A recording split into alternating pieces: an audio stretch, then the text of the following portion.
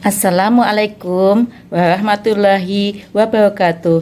Hai sahabat PAUD seluruh Indonesia, apa kabarnya hari ini? Semoga selalu dalam lindungan Allah SWT dan selalu diberi kesehatan. Bertemu lagi dengan saya, Ratiwi, Kepala Sekolah TKSIT As-Salafus Sholeh.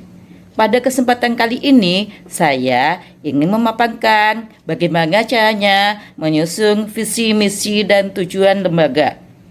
Bagi sebuah lembaga, visi, misi, dan tujuan adalah hal yang sangat penting untuk dimiliki oleh sebuah lembaga atau organisasi. Dengan adanya kurikulum yang baru, yaitu kurikulum Merdeka, tentulah visi, misi, dan tujuan lembaga kita juga harus ditinjau kembali. Apakah masih relevan atau perlu diadakan perubahan?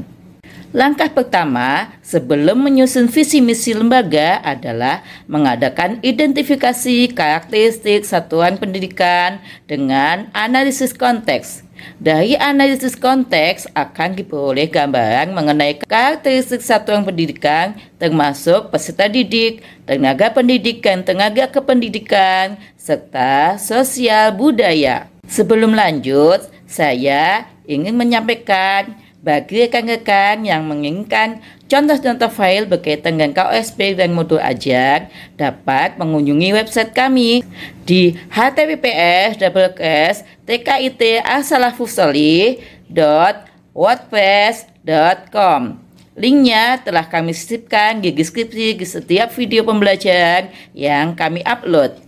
Jangan lupa juga ya untuk selalu like, comment, and share video-video dari kami supaya banyak yang bisa memanfaatkannya. Dan bagi yang belum klik tombol subscribe, klik tombolnya ya, karena subscribe itu gratis. Dan jangan lupa pula untuk klik loncengnya supaya mendapat notifikasi ketika kami mengupload video selanjutnya. Seperti yang sudah saya sampaikan sebelumnya, bahwa ketika kita mau menyusun visi, misi, dan tujuan lembaga, kita harus melakukan analisis karakteristik lembaga dengan analisis konteks. Beberapa hal yang harus dianalisis diantaranya yang pertama, sumber daya alam, sosial, dan budaya. Yang kedua, sumber pendanaan. Yang ketiga, sistem dan kebijakan daerah. Yang keempat, kemitraan. Yang kelima, peserta didik. Yang keenam, pendidik dan tenaga kependidikan. Untuk analisis yang pertama yaitu sumber daya alam, sosial, dan budaya. Contohnya seperti ini, sumber daya alam, sosial, dan budaya yang ada di sekitar TKSIT As-Salafus Sholeh yang dapat dijadikan sebagai sumber belajar diantaranya yang pertama, adanya tanaman di lingkungan sekolah. Yang kedua, lapangan masyarakat yang bisa dijadikan tempat pembelajaran. Yang ketiga, peternakan kambing yang ada di dekat sekolah. Yang keempat, adanya dunia usaha yang dekat sekolah. Yang kelima, masyarakat yang memiliki budaya kerjasama dan gotong royong. Yang keenam, lingkungan masyarakat yang agamis. Dan yang ketujuh, sebagian besar masyarakat bekerja sebagai karyawan dan rata-rata berlatar belakang pendidikan hingga sekolah menengah. Untuk Bapak Ibu silahkan mengidentifikasi bagaimana sumber daya alam, sosial, dan budaya yang ada di masyarakat sekitar lembaga. Yang kedua yaitu identifikasi sumber pendanaan. Sumber pendanaan operasional sekolah berasal dari swadaya masyarakat yaitu iuran dari wali murid serta bantuan pemerintah atau BOP. Selain itu, donasi juga didapat dari masyarakat sekitar berupa bantuan tenaga dan dana yang digunakan untuk pembangunan prasarana sekolah. Untuk lembaga Bapak Ibu, silahkan diidentifikasi untuk sumber pendanaannya berasal dari mana saja. Yang ketiga, sistem kebijakan daerah. Contoh untuk kami yaitu kebijakan pemerintah Kabupaten Bogor adalah untuk melestarikan budaya Sunda di masyarakat. Dinas Pendidikan dan Kebudayaan Kabupaten Bogor menindaklanjuti dengan meminta satuan pendidikan untuk melaksanakan kegiatan Kemis Sunda sebagai muatan lokal. Silahkan lembaga Bapak Ibu seperti apa kebijakan daerahnya. Jadi tidak mesti sama ya. Yang keempat yaitu kemitraan. Yang pertama, kemitraan dengan orang tua. Yang kedua, kemitraan dengan dinas pendidikan. Yang ketiga, kemitraan dengan puskesmas. Yang keempat, kemitraan dengan bank sampah. Yang kelima, kemitraan dengan instansi yang memberi layanan pendidikan. Yang keenam, kemitraan dengan organisasi mitra. Yang ketujuh, kemitraan dengan dunia usaha. Silahkan Bapak Ibu sesuaikan kemitraan yang akan dilakukan di lembaga Bapak Ibu. Contoh kemitraan dengan orang tua.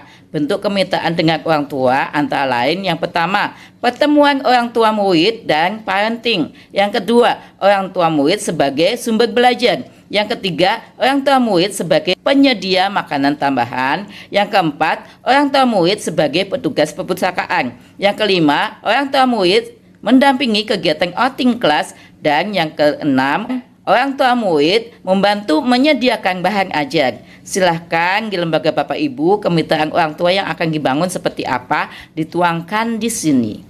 Contoh kemitraan dengan Dinas Pendidikan. Layanan pendidikan bermitra dengan Dinas Pendidikan dan Kebudayaan Kabupaten Bogor dan Konwil Kecamatan Citerep. Kemudian kemitraan dengan puskesmas. Contohnya, layanan kesehatan dan gizi bermitra dengan puskesmas Kecamatan Citerep. Selanjutnya, kemitraan dengan bank sampah. Contohnya, layanan edukasi tentang sampah, pengumpulan, pemilahan, dan pemanfaatannya dengan bank sampah. Selanjutnya, kemitraan dengan instansi yang memberi layanan pendidikan. Layanan pengetahuan atau field trip bermitra dengan BNPB atau Badan Nasional Penanggulangan Bencana dan stasiun kereta Nambo. Kemudian, kemitraan dengan organisasi mitra. Peningkatan kompetensi guru bermitra dengan organisasi mitra IGTKI dan PKG. Selanjutnya, kemitraan dengan dunia usaha. Layanan kemitraan dengan dunia usaha sekitar sekolah yaitu dengan konveksi dan pabrik bakso. Silahkan lembaga Bapak Ibu mau bermitra dengan apa saja bisa dituangkan semuanya di sini. Selanjutnya yang kelima yaitu identifikasi peserta didik. Contohnya, setiap siswa adalah unik. Mereka memiliki kemampuan dan pengalaman belajar yang tidak sama. Sebagian siswa memiliki potensi di area akademik, namun tidak sedikit juga siswa yang masih perlu dikembangkan kemampuan sosial dan emosional mereka. Siswa memiliki potensi dan minat yang berbeda. Sebagian siswa memiliki minat di bidang seni, olahraga, matematika, dan sains. Sekolah memfasilitasi kebutuhan mereka dengan menyediakan program pengembangan potensi dan minat mereka. Sekolah pun menerima siswa kebutuhan khusus setelah melalui analisis secara komprehensif oleh ahli untuk mengidentifikasi kebutuhan belajar mereka. Keberagaman siswa memperkaya laboratorium sosialisasi di TKSIT As-Salafus Sholih.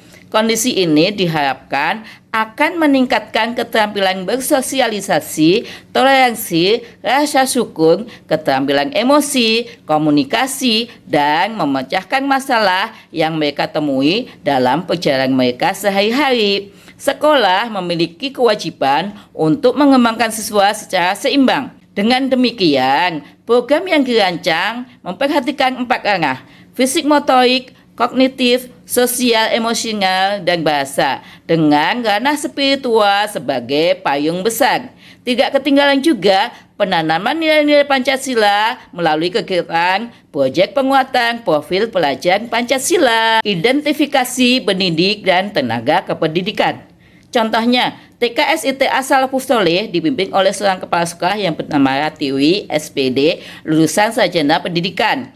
2 orang guru kelas yang bernama Titi Dwi Oktaviani, SPD, dan Novi Hayati Saputri, SPD, lulusan sarjana pendidikan. Kemudian seorang tenaga administrasi bernama Mita Restiani Kusuma sedang menempuh pendidikan di perguruan tinggi, dan petugas kebersihan bernama Mas Pupah. Setelah didapat analisis karakteristik lembaga, maka kita dapat menyusun visi misi lembaga kita. Visi adalah rangkaian kata yang di dalamnya terdapat impian, cita-cita, atau nilai inti dari suatu lembaga yang menjadi tujuan masa depan suatu lembaga. Visi hendaklah singkat tetapi mengandung arti yang dalam. Sedangkan misi adalah penjabaran dari visi, merupakan suatu langkah ataupun tahapan yang harus dilalui oleh lembaga untuk dapat mencapai visi yang utama. Misi merupakan langkah-langkah yang perlu diambil untuk bisa merancang capaian yang tertulis di dalam visi. Contoh visi: membentuk generasi beriman, bertakwa kepada Allah, cerdas, ceria, dan cinta ilmu. Intinya, visi itu kata kunci yang mudah dihafal oleh seluruh warga sekolah, sehingga ketika ditanya mereka bisa menjawab. Jadi visi tidak perlu terlalu panjang, yang penting intinya padat, jelas, dan tepat sasaran. Misi, contoh misi: 1. Menyiapkan lingkungan belajar yang menumbuhkan keimanan dan ketakwaan pada Allah Subhanahu wa Ta'ala. Ini sebagai langkah dari kata kunci visi yang pertama, yaitu membentuk generasi beriman dan bertakwa kepada Allah. Yang kedua, menciptakan pembelajaran yang aktif, inovatif, eksploratif, kreatif, dan menyenangkan. Ini adalah langkah yang harus diambil untuk mewujudkan generasi yang cerdas dan ceria. Yang ketiga, menciptakan pembelajaran proyek penguatan profil pelajar Pancasila, kemudian membentuk generasi pecinta ilmu yang memiliki karakter pembelajar sepanjang hayat. Ini merupakan langkah untuk mewujudkan generasi yang cinta ilmu. Setelah tersusun visi dan misi, untuk selanjutnya adalah kita menyusun tujuan. Contoh tujuan: yang pertama, terbentuknya peserta didik yang mampu melaksanakan kegiatan ibadah sesuai ajaran Islam. Yang kedua, terbentuknya peserta didik yang aktif, inovatif, kreatif, dan ceria. Yang ketiga, terbentuknya peserta didik yang memiliki profil pelajar Pancasila. Yang keempat, terbentuknya peserta didik yang memiliki karakter pembelajar sepanjang hayat. Demikianlah paparan saya tentang bagaimana menyusun visi, misi, dan tujuan lembaga. Semoga bermanfaat.